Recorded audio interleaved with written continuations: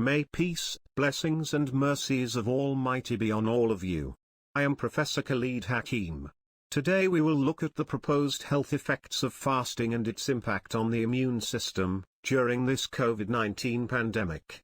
The pandemic COVID-19 has made Ramadan very important and challenging from last year because the coronavirus has infected millions of people around the world and killed hundreds of thousands, especially old people along with immunodeficiency.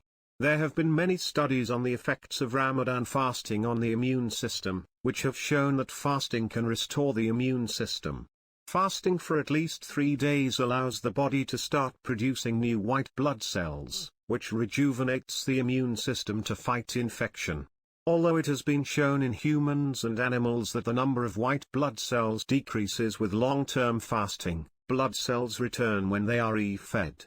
In this way, Ramadan fasting mimicking diets for 3 days, intermittent fasting during Ramadan, time-restricted feeding, and alternate-day fasting, forces the body to consume glucose and fat stores, and a significant amount of white blood cells is broken down. As a result, changes in the body cause the stem cells to regenerate new cells in the immune system.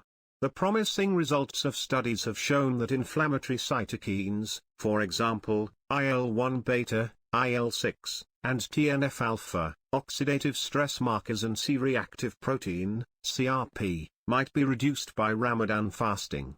A study published a few days ago in the peer-reviewed Journal of Global Health said there was no evidence to suggest that Muslims who observed the holy month were more likely to die from a coronavirus infection. Some recent studies were conducted in humans and animals, and their results showed a combination of the ability to fast to improve the body's resistance to bacterial infections. A study published in October 2020 reached similar conclusions.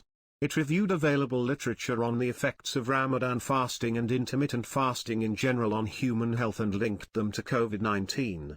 It demonstrated that fasting reduces levels of pro-inflammatory cytokines that are associated with severe COVID-19, and concluded that Ramadan fasting is not a cause of concern for healthy people who adopt a balanced diet, drink plenty of fluids, and engage in regular physical activity. However, people who are ill are exempt from fasting and should seek medical advice if they wish to fast.